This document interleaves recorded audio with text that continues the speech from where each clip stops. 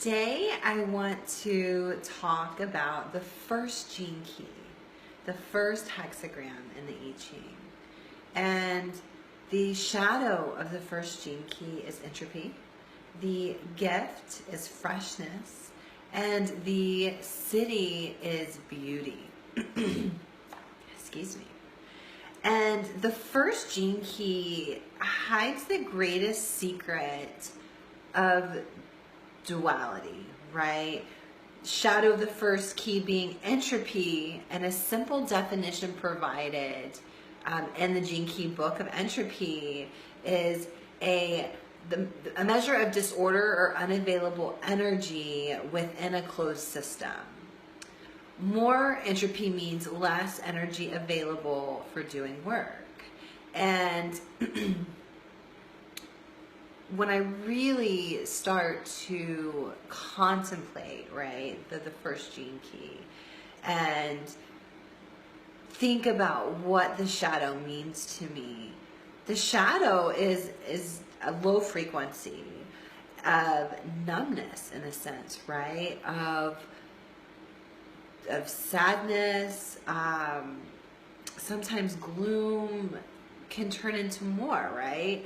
And I really think about Eeyore from Winnie the Pooh when I think about the shadow of the first gene key. And it's because he just can't seem to break through it, right? And when it comes down to it, polarity is necessary in life.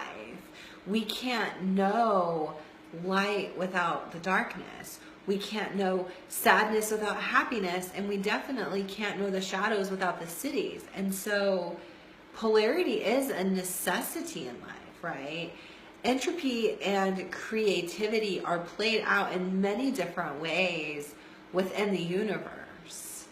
And we often go in and out of these different phases of creativity, these powerful places of where we're making things happen, we're in the jive, and then entropy can also set in, right? We're usually very happy when we're in our creative moments, where when that energy kind of fades out because we're not in the creative moment, it's time to rest.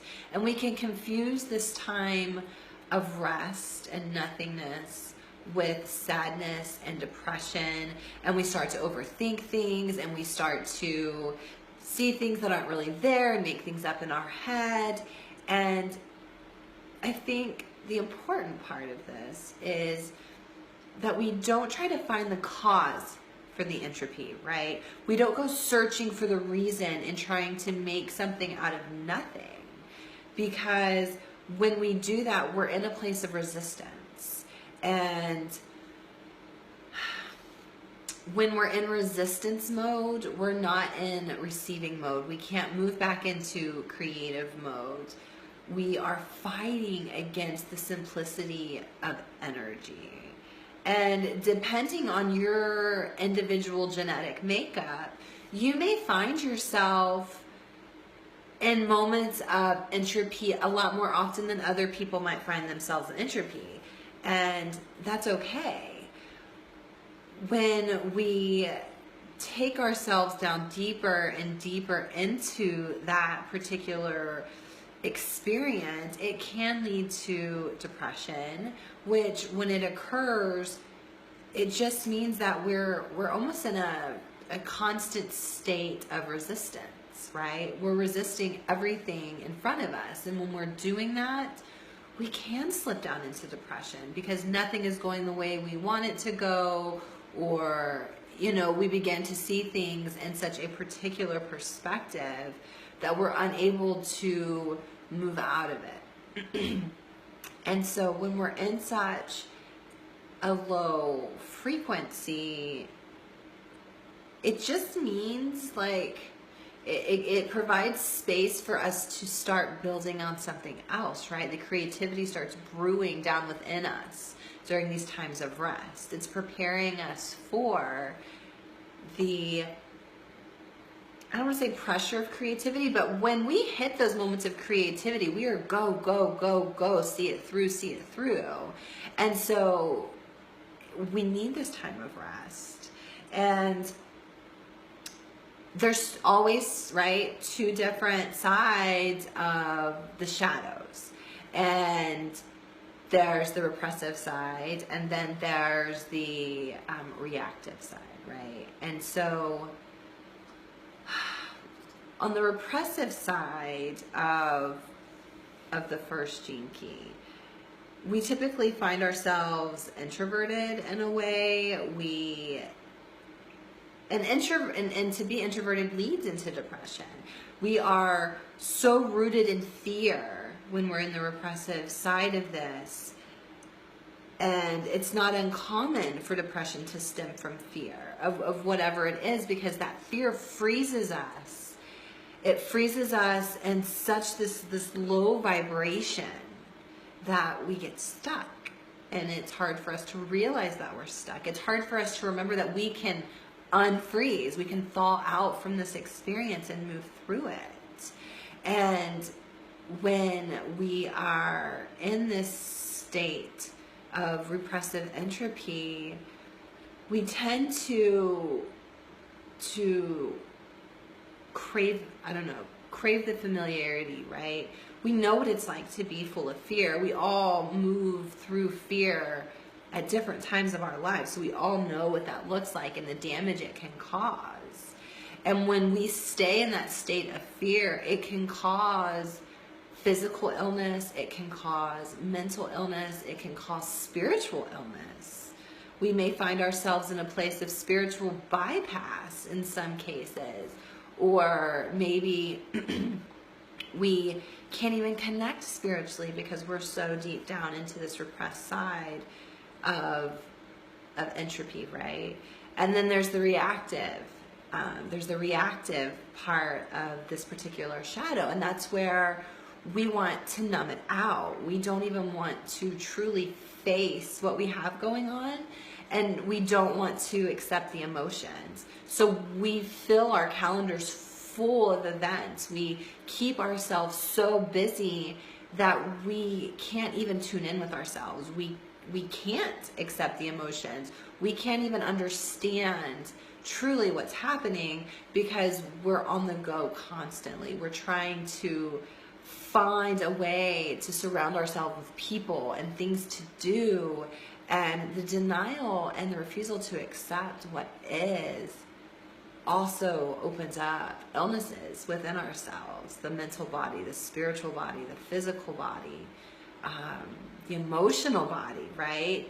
And so it's key to really become aware of the shadow and what part of the shadow we're in, so that we can move through it, so that we can embrace the experience and move away from it, right? And then if we find ourselves back in this space, we know how to get back out of it. As long as we're learning the lessons we're in, we're accepting the lesson, we can move through them. And then as we find ourselves back there again, we know how to get through it. We know how to snap right back out of it and continue furthering through our evolution, right? Now, the gift of the first gene key is freshness, okay? And immediately, the thought of a fresh perspective came to mind when I was thinking of this gift. And I like to think about what the shadows, right, and the gifts and the cities might mean before I actually open the book. So when I see what the shadow, the gift, and the city is of a particular gene key, I start to think, okay, so what comes up for me immediately before I start doing all my research? And that's what came up for me, was just a fresh perspective, right? That feeling of I've moved through something, so now this is what I've learned from it. This is my fresh perspective. This is the newness of it almost, right? And they say, so a lot of like ancient tales, right, about how life started. A lot of sources will say that life started with light, right? That would be the first sign of life was the light. And then the second one would be sound. And it's when we truly begin to understand, right, that freshness is really all about portraying the passion of doing something different, of doing something better maybe than before. And it's going into a place where you are able to, where you have the space to kind of start contemplating, right, these different meanings. An example of that would be, okay, so this was in the Gene Key book, right? So think of flowers. The presence of fresh flowers can bring such peace and joy. It can truly bring light to a space, right? It's so fresh and it's full of life. But we know, right, we are aware and we understand that these flowers will at some point, they'll wilt, right? And they'll start over, right? And it's just the same for us when it comes to our creativity. We're gonna have these moments of light and inspiration and creativity. And then at the same time, just as fast as a flower can wilt, melancholy can come into our existence as well. Just as fast as creativity can ignite a flame in us, melancholy can also come in and put a shadow on it, right? And the power behind understanding that, I think, is pretty profound. The programming partner of the first gene key is the 14th gene key, and the 14th gene key shadow is compromise. We must be willing to wait, I guess, through the missing creativity moments, right? Those moments where we're missing that feeling, that excitement of creativity. We must be willing to embrace the periods of rest. We need to be able to embrace the periods of solace, right? So that we can be ready for the next spark of insight, for the next spark of inspiration. And it's really important that we don't fall into making compromises when we don't need to compromise. That's kind of embracing that shadow of compromise when we're such in a hurry or in a place of uncomfort because we're in a place of rest.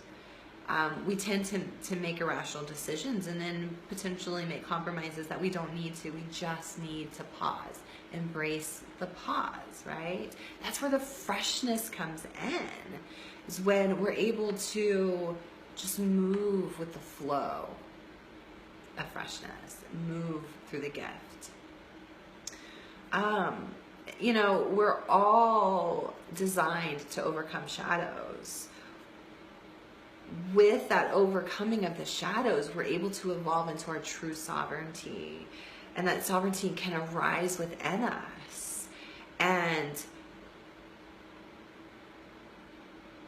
when it arises within us, we're able to share that with the world. We're able to speak our truth. We're able to emanate sovereignty to the world and what it means and what it looks like, creating a shift for the rest of the world to see.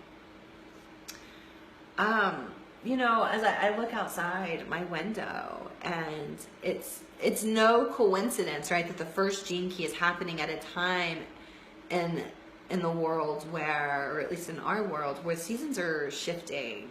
And here, particularly for us, in the U.S., we're hitting the fall season. We're kind of into the fall season. And the trees are losing their leaves, right? The grass is browning, and the flowers are dying, right? And it's no coincidence that we also go through this evolving process as humans of springtime coming and everything vibrating with creativity and life. And We move into the summer where the days are longer and prettier and the energies are higher. And then comes the time for rest and hibernation and recharging. And it's times like this where we really need to take the cue from nature, right? Like we see it happening around us. It's natural for us to go through periods of excitement and creativity and life. And we need to rest to prepare for the next time that we begin to vibrate with life and creativity. We need to stop resisting the change. We need to accept that it's just part of it, because it's when we begin to resist what's so natural to us that things fall out of synchronicity, that things fall out of just normalcy for what that is, right? It's when we are in a place of resistance that we aren't allowing what's natural to occur. And so, you're right, we need to be a conduit for evolution between creativity and the rest periods. Have you ever experienced, right? Have you ever been able to catch yourself falling between the shadow of entropy? Have you been able to catch yourself from falling too far down deep into questioning why things are happening and be able to pivot on that and find your flow? I'd be curious to hear of a time where you were able to do that. It's being able to be aware of those opportunities that we're able to grow and recognize each one as they pop up, right? When we become used to becoming aware of the opportunities to shift our perspective, it's a lot easier to do it. It's like practice makes perfect, right? And then we move into the city of beauty, right? True beauty is said to be emptiness, and beauty lies within unity. And unity actually happens to be the second gene key, the city of the second gene key. Have you ever noticed when someone tries to explain what beauty is to them? Have you noticed that it kind of gets lost in the translation and sometimes maybe even misunderstood, right? And it's said in the first gene key that once we acknowledge beauty as something, we have left the unity of it. In the Gene Key book, it says to truly understand beauty is to die with it and to be whole with it. And I think that's pretty profound. So I'd like to know your thoughts around that as well. When we start to think about, the beauty of life, we can get pretty detailed on it. If we look for the beauty in life, right? We can kind of uplift our vibrations and shift into it. Some questions to kind of think about, right? And things that I think about as I come into this particular key is, can you find the beauty in the shadow state, right? Have you tried, when you're down into the shadows, to find the beauty in the process? Nothing really lies outside of the unity of beauty, right? Everything embodies the essence of uniqueness, right? Everything embodies the essence of uniqueness, yet it all comes from the same source. Think about that.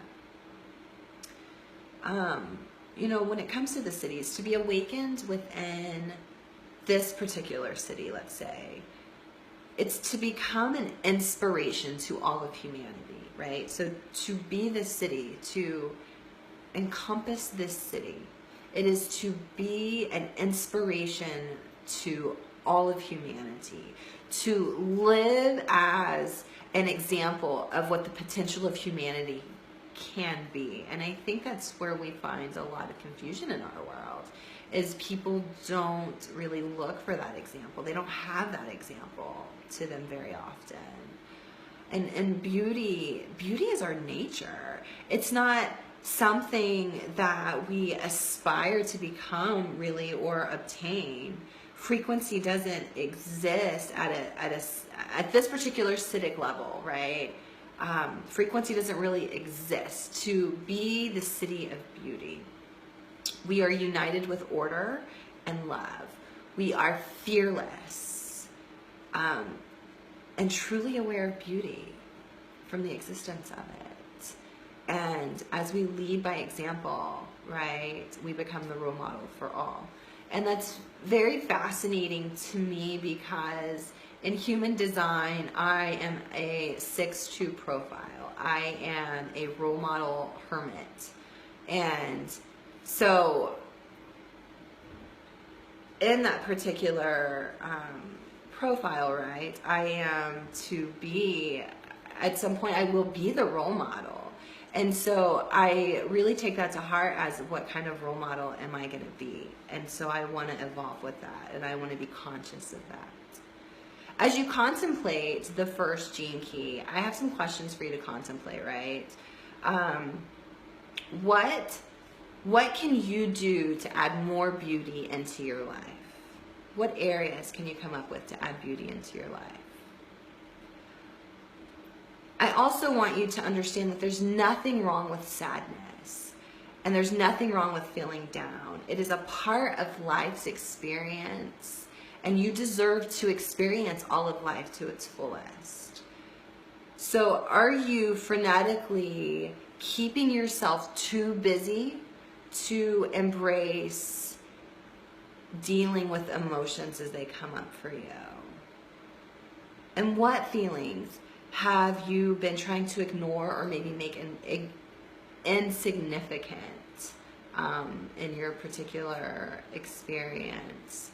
The simple act of acknowledging an emotion can create a powerful shift. When you've gone so long to numb out your emotions, when you can just become aware that there is an emotion, it can create such a powerful shift. And I want you to give yourself permission to feel what comes up for you when it comes up for you.